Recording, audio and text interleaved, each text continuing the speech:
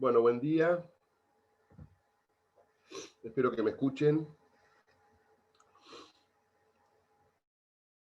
La clase pasada habíamos visto el tema de la intervención federal.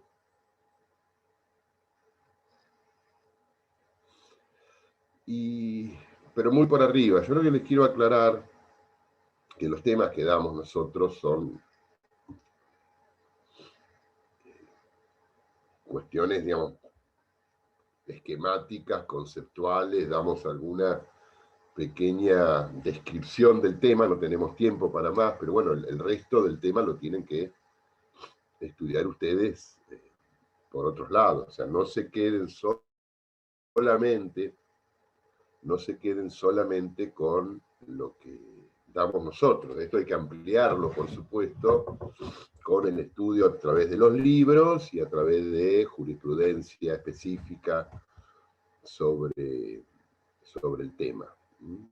Por ejemplo, en el caso de la intervención, bueno, el artículo 6 es un artículo que ha dado para su profundización, inclusive es un artículo que ha sido reformado y modificado en la reforma de 1860. El artículo 6, en su texto original, a partir de 1853, tenía otra extensión y generaba muchísimas dudas. Fíjense que solamente entre 1953, fecha de la sanción de la Constitución, y 1959, o sea, fecha donde a partir de ahí se reforma la Constitución, hubo al menos 21 intervenciones federales. O sea, en los primeros 7 u 8 años de la historia constitucional argentina, hubo más de 20 intervenciones federales. Y una de las cuestiones a discutir en la intervención era quién intervenía. De estas más de 20, supongamos que fueron 19 y 4, 23 aproximadamente, 18, 19 fueron por el Poder Ejecutivo y solamente 4 por ley del Congreso. O sea que hay una carga de la historia constitucional argentina que nos va diciendo que las intervenciones se hacían por el Poder Ejecutivo. Y esto genera el debate en la reforma de 1860 y la modificación al texto actual. Y vuelve a debatirse más de 100 años después, en la reforma de 1994, donde se incorpora ya definitivamente una cláusula dentro de las atribuciones del Poder Legislativo en donde las intervenciones se hacen por ley del Congreso, salvo que estuviera en receso el Congreso, por lo que el presidente puede hacerlas por decreto, convocando inmediatamente a sesiones extraordinarias para ratificar o no ese decreto de intervención. Pero llegar a esto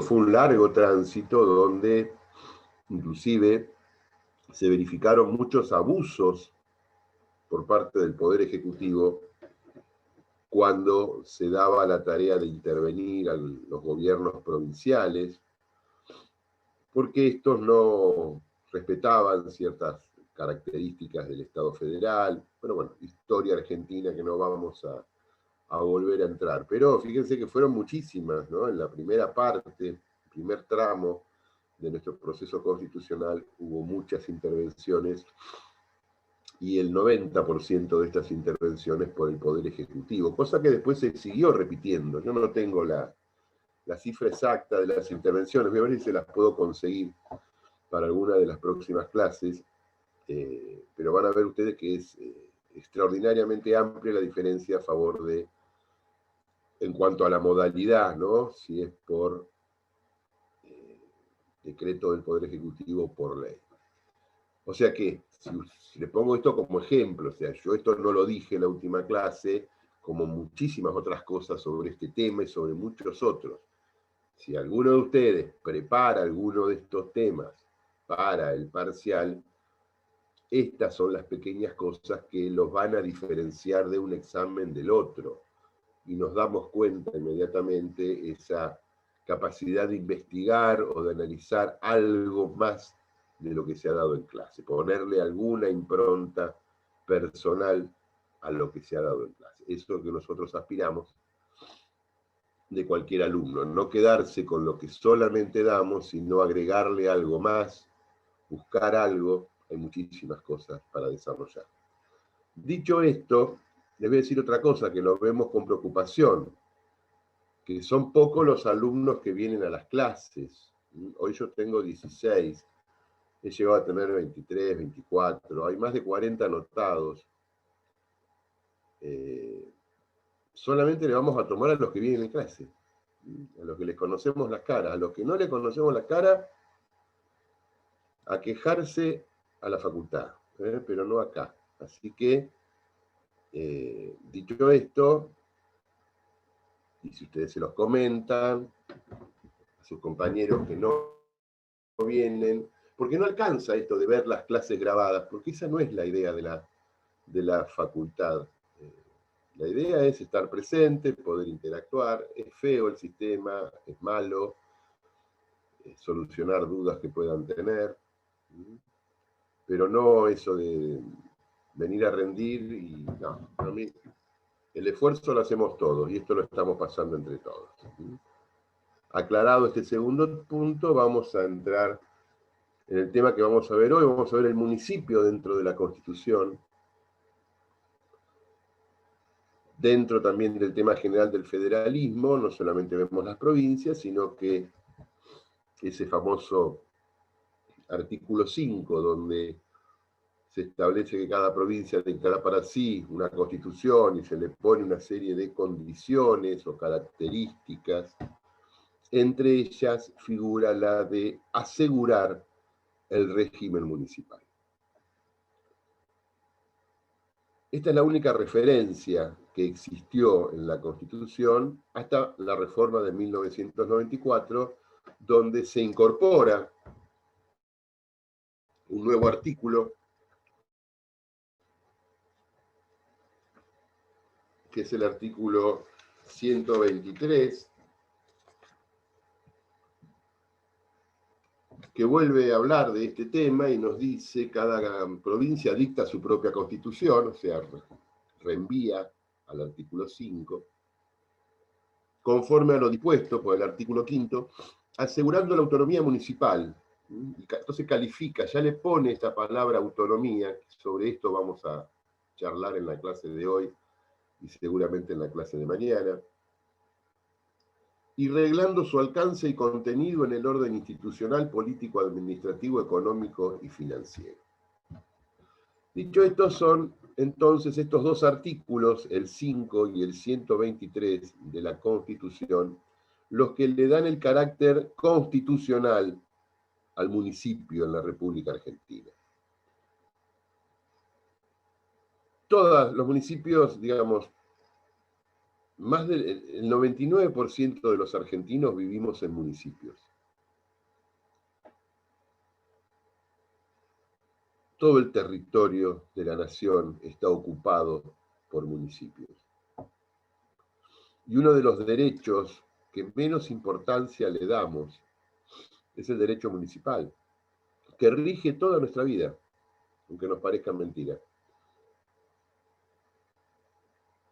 ¿Cuál es el origen del municipio?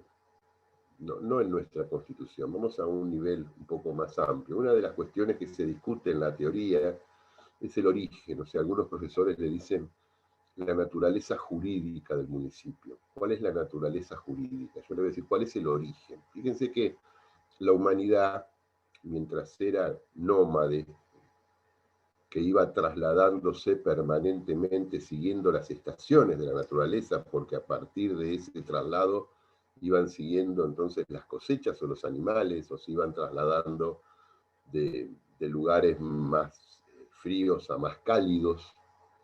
Estaba en constante movimiento la gente a través de tribus o de grupos, y se iban trasladando. Pero cuando en algún momento, por circunstancias que no vienen al caso, empiezan a dejar de trasladarse, las comunidades comienzan a hacerse sedentarias, ahí aparece el municipio. y aparece la distribución de tareas. Se dice que las primeras ciudades son las que se asientan en lo que es la Mesopotamia asiática, ¿no? Entre los ríos Tigris y Éufrates, lo que hoy podría ser Irán, Irak, toda esa zona. Entre esos dos ríos, dicen que se generan las primeras civilizaciones de las cuales se tienen conocimiento hoy, y aparecen las primeras ciudades.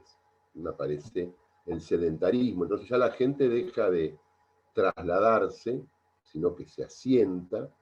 Y una de las características de todas las ciudades, inclusive las vamos a encontrar, tenemos una muy, muy emblemática en nuestro país, una de las primeras características es la ciudad fortaleza. Esa ciudad rodeada, amurallada, que se defiende, o con un pozo alrededor y con puentes levadizos, esas ciudades que vemos en las películas antiguas, ¿no? Pero ¿qué es lo que está ocurriendo ahí? La ciudad busca su seguridad. Primera característica del sedentarismo, la necesidad de contar con seguridad. Entonces, en esa ciudad, en esa comunidad que se asienta, empiezan a aparecer el reparto de las funciones. Unos prestan seguridad, otros consiguen la comida, otros construyen las casas, otros se dan a la tarea de la educación, otros al cuidado de la salud, otros a gobernar. Aparecen las funciones de toda comunidad, pero no desde ahora, hace más de miles de años que aparecen estas cuestiones. Las primeras ciudades son antiquísimas, ciudad amurallada, protegida, y que por lo general aparecen en lugares o de cruces de caminos, o cerca o frente a las riberas de los ríos navegables, o frente al mar, porque necesitan un rápido acceso a la alimentación, o necesitan una vía de transporte, entonces cruces de caminos, ríos, mar, en los valles protegidas.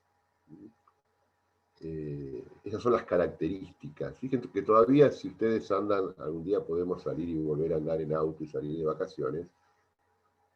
Carmen de Patagones, en el sur de la provincia de Buenos Aires, es una ciudad con esas características. Una ciudad que tiene más de 300 y pico de años, era un puerto protegido, amurallado, es uno de los últimos vestigios arquitectónicos que podemos ver del paso de los españoles por esta tierra, en este concepto de hacer una ciudad en la desembocadura de un río, y con este concepto de una ciudad amurallada, no hay en la Argentina. En Europa es muy habitual verlas todavía, ¿no? Uno va a Toledo, en España,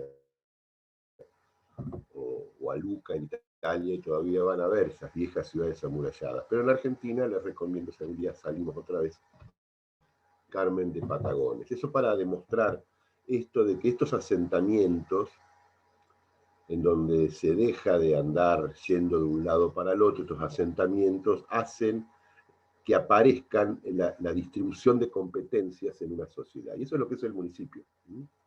Entonces, quienes sostienen este concepto de que el municipio es un hecho sociológico, dentro entonces de la naturaleza jurídica, está el grupo o la primera clasificación, el municipio como un hecho sociológico, que es producto del espíritu gregario del hombre. Y en ese municipio, bueno, hay una serie de características, según los autores, que cada uno siga a este municipio como una cuestión sociológica, le podemos dar interpretaciones desde lo religioso, cuando se preguntan, bueno, pero ¿por qué se afinca en un lugar? Bueno, Santo Tomás ya hablaba del municipio cuando decía en la búsqueda del interés general, o del bien común. Eso decía los tomistas. El municipio tiene como objeto la búsqueda del bien común de los integrantes de la comunidad. Desde lo institucional, Maurice Oriou, un autor francés, hablaba del municipio como una cuestión institucional. Desde lo filosófico, político, Marx hablaba del municipio como una categoría histórica también. O sea que hay un montón de de vertientes por donde podemos entrar a analizar la naturaleza jurídica del municipio, siempre pensando que es un hecho sociológico. No hay una sola lectura para esto. Cuando clasificamos naturaleza jurídica del municipio, primer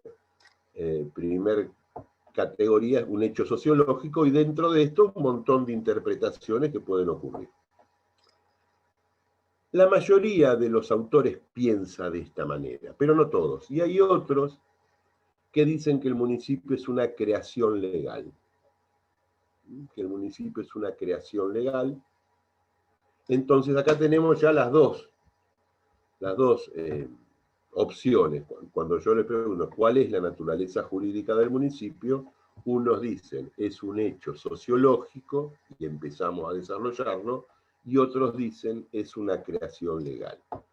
Esto de creación legal, bueno, es muy simple. Si el municipio existe, porque hay una ley que lo crea. ¿Cuál es la naturaleza jurídica? Bueno, el municipio existe porque hay una ley que lo crea. En esta teoría se enmarca la mayoría del derecho administrativo argentino. Los administrativistas argentinos piensan de esta manera. Piensan que el municipio es una creación legal, que hay municipio porque hay una ley que lo crea, y a partir de ahí hay atribuciones en el municipio porque la ley le otorga atribuciones. Autores como Bielsa, Marienhof, Linares, autores tradicionales del derecho administrativo argentino, sostienen esto. Y yo diría que en parte, por supuesto que no comparto, yo me ubico del otro lado, me ubico que el municipio es una creación, un hecho sociológico, pero el reconocimiento es por ley. El reconocimiento es por ley. Fíjense nuestro municipio, para no irnos a ningún otro. Este territorio, en 1870, era parte del municipio de Balcarce. Todo lo que hoy es el partido de General Pueyrredón era parte del municipio de Balcarce. Hasta que, mucho antes de 1870, hasta que vienen unos curas que se instalan ahí por Sierra de los Padres, Falkner, Strobel, todas esas que son calles por Constitución. Bueno, esos eran los viejos curas que andaban dando vuelta por la Sierra de los Padres. Después viene un comerciante portugués, Coelho de Meireles, que pone, había mucho ganado salvaje y se obtenían las pieles, se curtían y se salaban. Y el primer saladero está en la desembocadura, ¿vieron? Supongámonos que estamos en la Facultad de Derecho, la Diagonal Alberdi, que está frente a la Facultad de Derecho. Eso era un arroyo. Y ese arroyo desembocaba en el mar, ¿vieron? Donde está la rotonda, donde está la escultura de Juan Bautista Alberdi. Esa rotonda en su momento daba al mar, y el mar, y ahí ese arroyo, estoy pensando, no era el Cardalito, bueno, tiene un nombre, ahora se me va a venir el nombre. Ese arroyo desaguaba en el mar. Y ahí en la desembocadura del arroyo estaba esa precaria construcción de Coelho de Meireles, en donde salaban la carne y trataban los cueros de vaca, y enfrente, paraban los barcos, y en canoas o en botes se llevaba la mercadería y se cargaba en esos barcos, que después se iban a vender esa carne a Buenos Aires o al sur de Brasil. Ese fue el origen de Mar del Plata. Fue un origen de un saladero, de un emprendedor portugués, que como le iba bien, generaba mucha gente. Mar del Plata se funda en lo que es toda esa zona de Santa Cecilia, porque ahí se pone la capilla en la parte más alta de ese lugar. Ese es el origen de Mar del Plata, ¿no?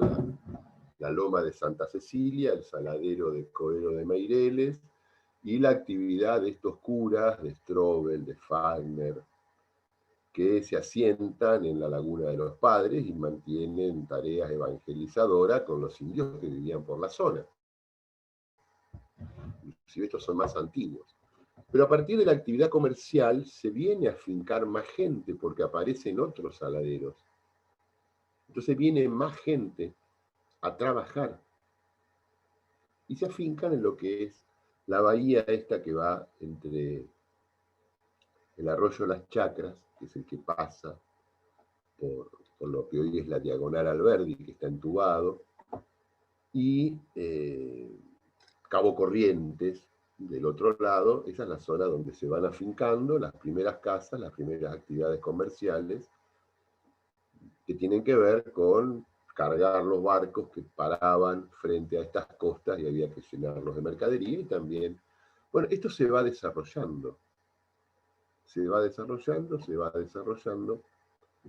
hasta que la legislatura de la provincia de Buenos Aires en 1874 acepta un proyecto de, hoy le decimos dos desarrolladores o un desarrollador, porque Mar del Plata en definitiva fue un gran proyecto inmobiliario. Y viene don Patricio Peralta Ramos y don Pedro Luro, que se compran partes de las tierras, las llevan a la legislatura y por ley de la legislatura se separa este municipio del municipio de Balcarce y se crea el municipio de General Pueyrredón.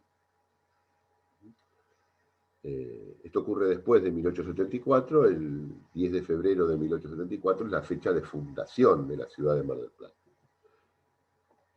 ¿Qué les estoy diciendo con esto? Los administrativistas dicen que el municipio es una creación legal, porque los municipios se crean por ley, por supuesto que se crean por ley. Pero la ley reconoce un hecho anterior. Había una comunidad, había gente, había un hecho, una actuación comercial. La ley viene a reconocerla. No es que la ley crea en la nada un municipio, sino que la ley reconoce un hecho social previo y antecedente, que es la existencia de una comunidad con actividad económica, con actividad comercial, con actividad industrial, porque esos saladeros se habían multiplicado, porque había un montón de animales salvajes que no eran propiedad de nadie. Y después viene la cuestión legal, viene la creación de la ciudad, el reconocimiento por ley, y viene todo el proceso inmobiliario, como Mar del Plata es fruto de una gran actividad inmobiliaria, donde se parcela estas tierras y viene gente y las va comprando, y bueno, y así se desarrolla la ciudad que hoy tenemos. Entonces, fíjense cómo nace este municipio. Nace, este territorio era parte de otro municipio. En este territorio se comienza a afincar un grupo de personas con una actividad comercial.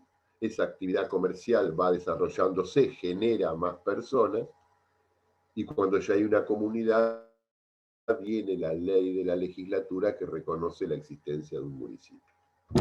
Es claro pensar que el municipio es un hecho sociológico, porque la ley sola no... Supongamos que acá no hubiera habido nadie y una ley de la legislatura provincial crea el municipio de General Pueyrredón, y es como la nada misma. La ley viene a reconocer un hecho antecedente. Entonces, esta es la discusión doctrinaria que existe, por supuesto con mayor profundidad, entre los que piensan que el municipio es un hecho sociológico, y lo que es la gran mayoría de los municipalistas en la Argentina, y los que piensan que el municipio es una creación legal. Bueno, primer tema planteado. El segundo tema es las características del municipio. Fíjense que el artículo 5 de nuestra Constitución establece que cada provincia en su constitución provincial tiene que asegurar un régimen municipal y no dice cuál. Y el artículo 123, muchos años después, califica a ese municipio como municipio autónomo. Y este es el gran debate entre la autonomía y la autarquía del municipio, que nos ha venido ocurriendo desde hace 70, 80, 90 años, en donde los doctrinarios, los estudiosos del derecho municipal, discuten acerca de si el municipio, el artículo 5 no define, no dice, solamente el artículo 5 le dice a las provincias, en sus constituciones, aseguren el régimen municipal. Pero no dice cuál régimen municipal asegurar.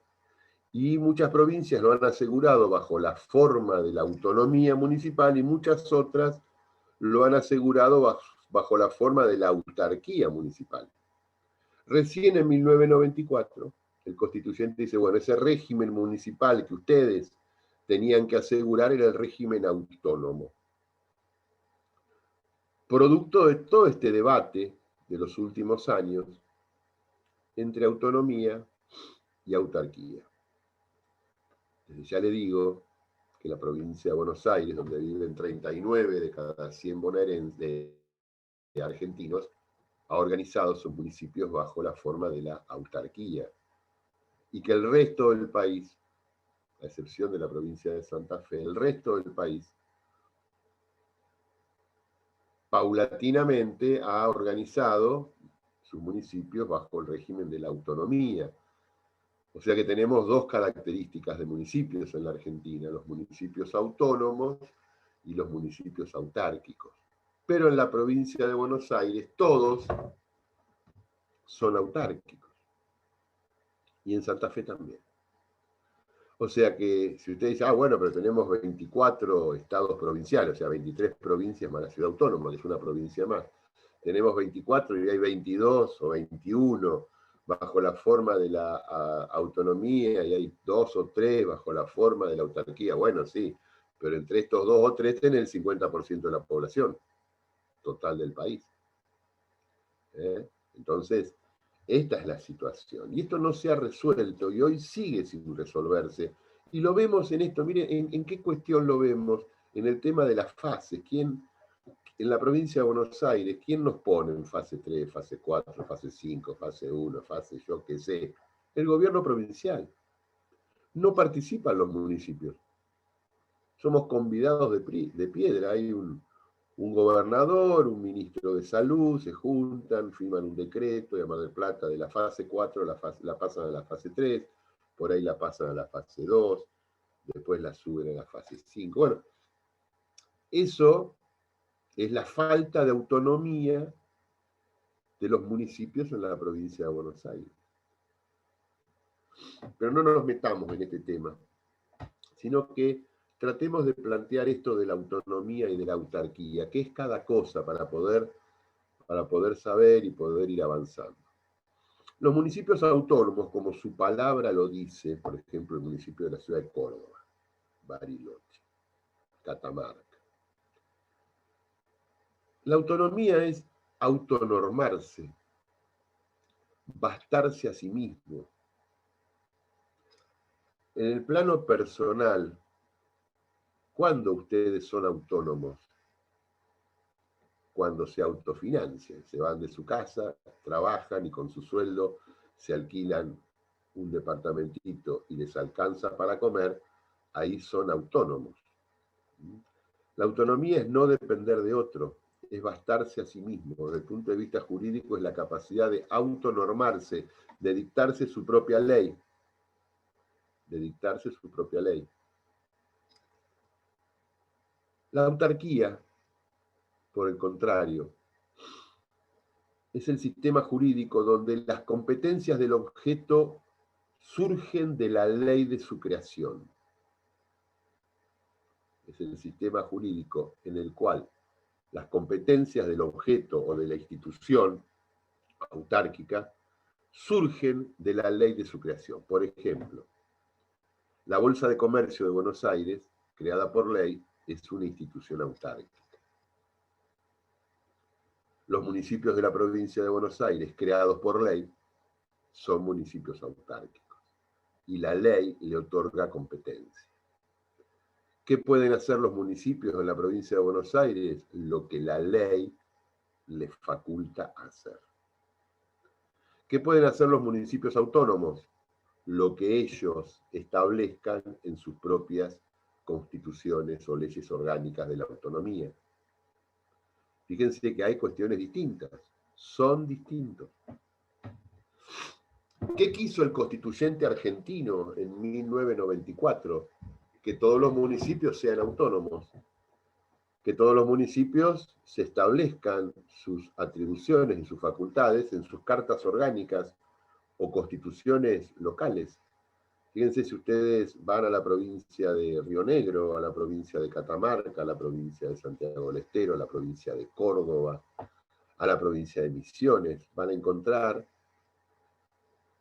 y a muchas más, ¿no? Que van a un kiosco a comprar el diario, dicen, ay, me da la carta orgánica de la ciudad de Córdoba, y le da, el kiosquero les vende el diario y les vende la carta orgánica, como si fuera la constitución de la ciudad de Córdoba.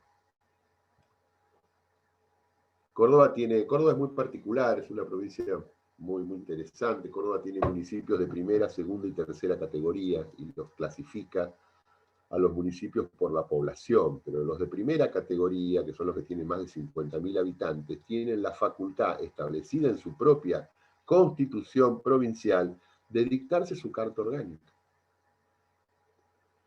En el Valle de Río Negro, todos los municipios del Valle de Río Negro, arrancando por Roca, Allen, Villa Regina, hasta Bariloche y todos los pueblos intermedios que están en ese valle, son todos municipios autónomos y todos tienen sus cartas orgánicas. Habría que buscar la cantidad, hay más de 100 y pico de ciudades en la Argentina que tienen sus cartas orgánicas, menos en la provincia de Buenos Aires. Y estas cartas orgánicas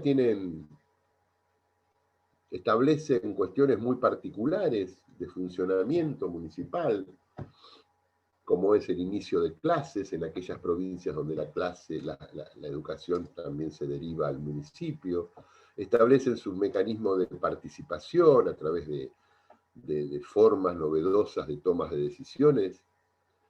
Y les pongo que no solamente esto funciona en pequeñas comunidades, sino que funciona en grandes ciudades como Córdoba. Córdoba tiene más de 1 millón de habitantes la ciudad, por lo tanto, no es que esto funciona en pequeñas localidades, funciona en grandes ciudades también. Y es una manera de autogobernarse, autodeterminarse, de establecer reglas de participación distinta. La institución, por ejemplo, de la revocación de mandato, que está, por ejemplo, en el municipio de la ciudad de Catamarca, donde se puede haber elecciones municipales convocadas solamente para que la gente decida si le revocan el mandato a un funcionario electo, y esto ya ha ocurrido en alguna oportunidad. O sea que hay un montón de atribuciones que establecen los municipios autónomos. Primero es la capacidad de darse sus propias autoridades en las fechas en que cada uno decida. ¿Por qué votamos intendente el mismo día que votamos gobernador y votamos presidente? ¿Por qué no podemos votar intendente y concejales un día distinto para que sea una elección local, que no esté influida por las grandes campañas nacionales o provinciales? Un municipio autónomo podría definir la fecha de convocatoria de sus propias autoridades locales, inclusive hasta con sistemas de consulta popular por temas en particular, como ocurre en muchos momentos en el país donde hay elecciones y en otras provincias no lo vemos, pero hay un rico material electoral en la Argentina donde en otras localidades se aprovecha el día de las elecciones para preguntarle a la gente en sistemas de plebiscitos o de referéndum sobre temas en particular. En los municipios autónomos es muy, muy común este tema. O la fecha de inicio de clase, ¿por qué las clases en Mar del Plata tienen que empezar de la misma manera que en otros lugares, el mismo día? Si la educación en Mar del Plata es una educación municipal. O la prestación de servicios, o las formas de participación, o los sistemas de compra, ya lo vamos a ver. La ley que regula para todo el territorio de la provincia de Buenos Aires las atribuciones de los municipios es la ley que se denomina Ley Orgánica de las Municipalidades, la famosa LOM, LOM, que tiene muchas modificaciones por año. La legislatura provincial se la pasa modificándola, pero es una ley única para todos los municipios de la provincia de Buenos Aires. Fíjense que la provincia de Buenos Aires tiene municipios como este, con más de 800.000 personas, y tiene municipios como Tordillo, acá cerca, con 2.000 habitantes, o municipios como Guido, como 4.500 habitantes, o municipios como La Matanza, con más de 1,5 millones de habitantes. Entonces, para ver más cómo esto no funciona, una única ley que establece los procedimientos administrativos para los 135 municipios de la provincia de Buenos Aires, como si todos los municipios fueran iguales. Y en la provincia de Buenos Aires hay graves distorsiones. Los municipios del Gran Buenos Aires, fíjense Lanús, el municipio de Lanús, más de 300.000 habitantes. ¿Ustedes se imaginan 300.000 habitantes? Un estadio mundialista de fútbol acá en Mar del Plata lleno son 35.000 personas. 10 estadios, o sea, 9 estadios de fútbol llenos pueden ser alrededor de 300.000 personas. 300.000 personas es aproximadamente la población de Lanús, en un territorio de 56 kilómetros cuadrados. 56 kilómetros cuadrados. General Pueyrredón, el nuestro, tiene 1.400 kilómetros cuadrados de superficie. Para ver la diferencia, a veces no perdemos el detalle. Y nuestro municipio, con 140 kilómetros, perdón, con 140 kilómetros, son 1.400.000 hectáreas, con 140 kilómetros cuadrados, es uno de los más chicos de la provincia. Nuestro municipio es 3 veces más grande que el de Lanús, pero es uno de los más chicos de la provincia de Buenos Aires en superficie. Imagínense otros municipios como Guaminí, como Carmen de Patagones, como 9 de Julio, municipios que están más al oeste, son enormes desde el punto de vista de la superficie. Entonces, cuando hablamos de municipio, tenemos que hablar de los elementos que lo componen, el territorio, que es importante, la población y el gobierno, pero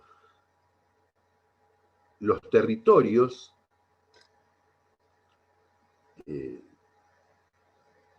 1.400, perdón, ahora sí. ¿Por qué? Porque yo siempre digo que General Pueyrredón es 7 veces más grande que la ciudad de Buenos Aires. Tenemos 1.400 kilómetros cuadrados, 56 Lanús y 204, 205 la ciudad de Buenos Aires. Este municipio con 1.400 kilómetros cuadrados, que es 7 veces más grande que la capital federal, es uno de los más chicos en territorio de la provincia de Buenos Aires. Esas son las dimensiones. A mí me gusta que cuando veamos estas cosas las podamos poner en dimensiones. Y en estos 1.400, casi más de 800.000 personas, que nos parece mucho, creo que es mucho, pero que lo sabremos si algún día se hace el nuevo censo. La autonomía los iguala en cuanto al ejercicio de sus competencias, la autarquía, los iguala en cuanto al ejercicio de su competencia. ¿Por qué? Porque hay una sola disposición, que es la ley orgánica, con todas las que se derivan de ella, que es igual para todos. Imagínense, el intendente de Guido, con 4.500 habitantes, tiene que comprar gomas para el tractor que corta el pasto en la plaza, y el intendente de Mar del Plata, con 800.000 habitantes, también tiene que comprar ruedas para tractor que cortan el pasto en la plaza. Lo que pasa es que en Guido hay un tractor, en Mar del Plata hay 150, en Guido hay que comprar 4 ruedas, que hay que comprar 1.000 y pico de ruedas. ¿A ustedes les parece que se tiene que hacer el mismo procedimiento administrativo? El mismo procedimiento administrativo para comprar 4 ruedas que se compran cada 5 años por ahí en Guido, o para comprar 1.500 ruedas que se compran cada 3 años en Mar del Plata, donde los proveedores pueden ser locales. En Guido no hay proveedor local, hay que ir a licitar a La Plata o a Mar del Plata o a Capital Federal. ¿Por qué no le dejan a ese intendente de esa pequeña localidad que compre las 4 gomas de tractor en la gomería del pueblo? que seguramente la va a comprar más rápido y más barato que en un proceso licitatorio. Entonces, la autarquía igual a la ley orgánica establece cómo se compra, cómo se vende, cómo se legisla, cómo se gobierna, cómo se administra, cómo ingresan las tasas, cómo se hacen los pagos, cómo son las contravenciones municipales, cómo son los procedimientos internos, cuál es el régimen del personal. General Pueyrredón tiene una planta de personal entre municipalidad, entes descentralizados y obras sanitarias que debe superar los 12.000 personas. Guido tiene 4.500 con toda su población. Debe tener 150 empleados municipales. 200 empleados municipales. Acá hay 12.000. Y hay un régimen especial. ¿Ustedes se imaginan que todos los municipios deban regirse por eso? Bueno, así estamos, así funciona, y todos los municipios se rigen en forma unificada, en este sistema de autarquía, por la ley orgánica de las municipalidades. Bueno, 9 menos cuarto. Paramos 5 minutitos, reviso los mails, llamo a mi estudio y continuamos.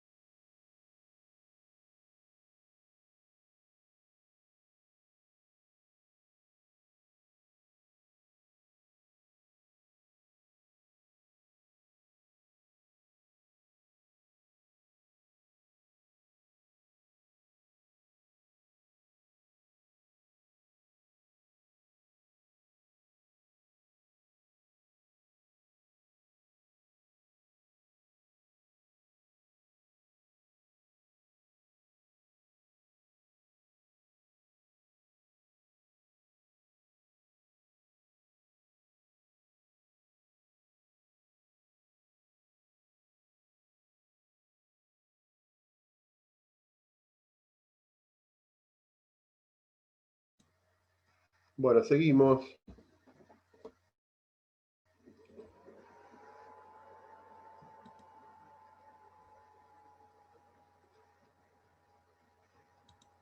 Seguimos con el tema de los municipios.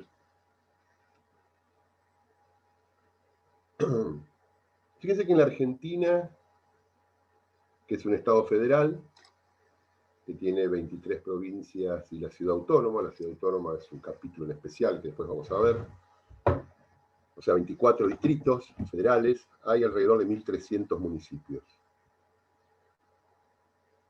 Después hay una innumerable cantidad de pequeñas localidades que no alcanzan el rango de municipios. Por ejemplo, en Chubut existen lo que se llama en La Pampa, existen lo que se llama las comunidades rurales, que no llegan a ser municipios.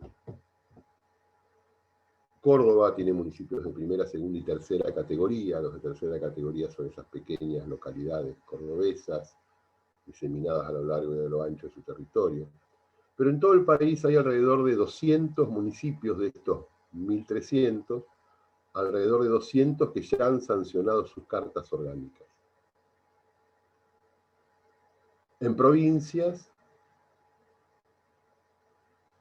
tiene que haber para catalogar, ¿cuántos? A ver, pregúntame bien que no te entendí la pregunta. ¿Cuántos tiene que haber para, bueno, eso, ¿cuántos habitantes tiene que haber para catalogar como municipio? Cada provincia lo define. Y aparte no se cataloga por habitantes. En Córdoba solamente se los cataloga por habitantes, pero en otras provincias, no. En la provincia de Buenos Aires existe la clasificación del municipio partido. El municipio partido, porque administrativamente en la provincia de Buenos Aires el territorio se reparte en partidos. En otros se llaman municipios, en otras provincias se llaman distritos. O sea que hay innumerables categorías y en cada hay que leer la constitución provincial de la provincia de que se trate para tener una idea, porque no todos están organizados de la misma manera. General Pueyrredón, más de 750.000 habitantes, y no tiene carta orgánica, y es el tercero o cuarto en población. Si nosotros usamos la regla de la población, es el quinto municipio por población más poblado del país. Pero como está en la provincia de Buenos Aires, se somete a la organización interna de nuestra constitución provincial, que establece la autarquía como base. Por lo tanto, la población no es un factor para diferenciar. Aún somos iguales a Tordillo, que tiene 2.000 habitantes.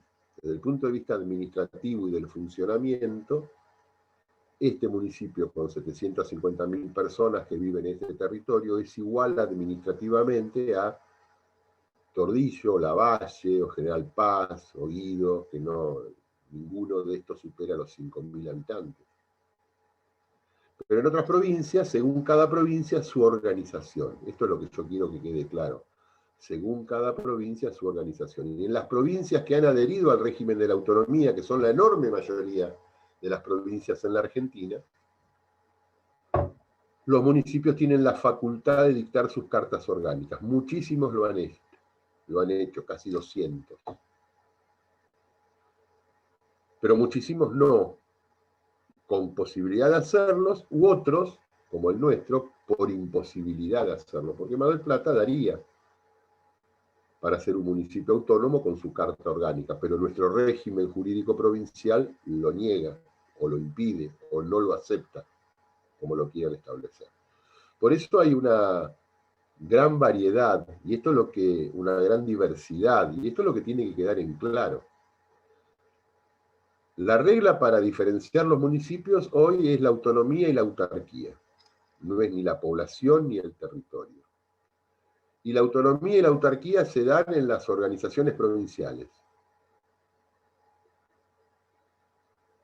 La mayoría de nuestras provincias han optado en sus últimas reformas constitucionales, desde 1985 para acá, los últimos 35 años, que es donde esto más se desarrolla, por adherir al régimen de la autonomía, a excepción de nuestra provincia, casualmente, a excepción de nuestra provincia que no adhiere, cuando la Constitución Nacional dice una cosa y la provincia de Buenos Aires dice otra.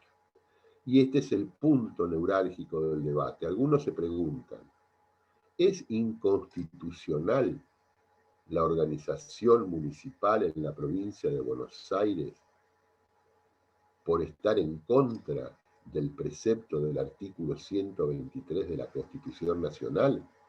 Sí, por supuesto, desde el punto de vista de la doctrina, sí.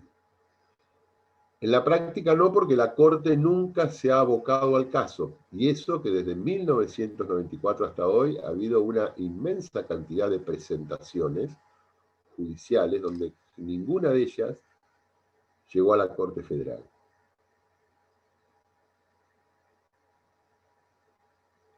Es una cuestión política, indudablemente hay una cuestión política que impide esta cuestión. Y hay una realidad jurídico-política, que es la que estamos viendo ahora, que nos aparece con mayor nitidez, esto que se autodefine en forma folclórica, aunque inexistente jurídicamente, como el AMBA. El AMBA es una categoría política, no es una categoría jurídica. No existe el AMBA. Existe como categoría política para tomar decisiones que condicionan gobiernos locales, pero no existe una categoría jurídica, no existe el AMBA. ¿Qué es el AMBA? Entonces ahora estas restricciones que nos hablan del AMBA, donde tratan de unificar municipio, una provincia, o sea, frenamos acá y vamos a la ciudad de Buenos Aires. ¿Qué es la ciudad de Buenos Aires? La ciudad de Buenos Aires es la Constitución la define como una ciudad autónoma, goza de autonomía como todas las provincias, en un territorio que fue cedido históricamente por un conflicto político, pero la ciudad de Buenos Aires es, entre comillas, una provincia. ¿Por qué?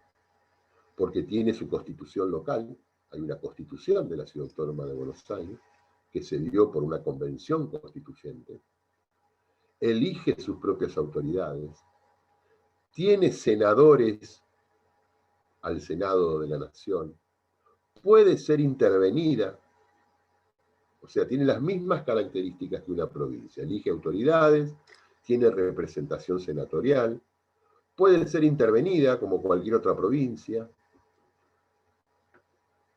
ejecuta su propio presupuesto, cobra sus propios impuestos, tiene su propia justicia, tiene territorio, tiene población, tiene organización administrativa y ejerce el poder. Tiene un nombre distinto por un condicionamiento histórico, no es una provincia con ese nombre, pero tiene las mismas facultades o atribuciones.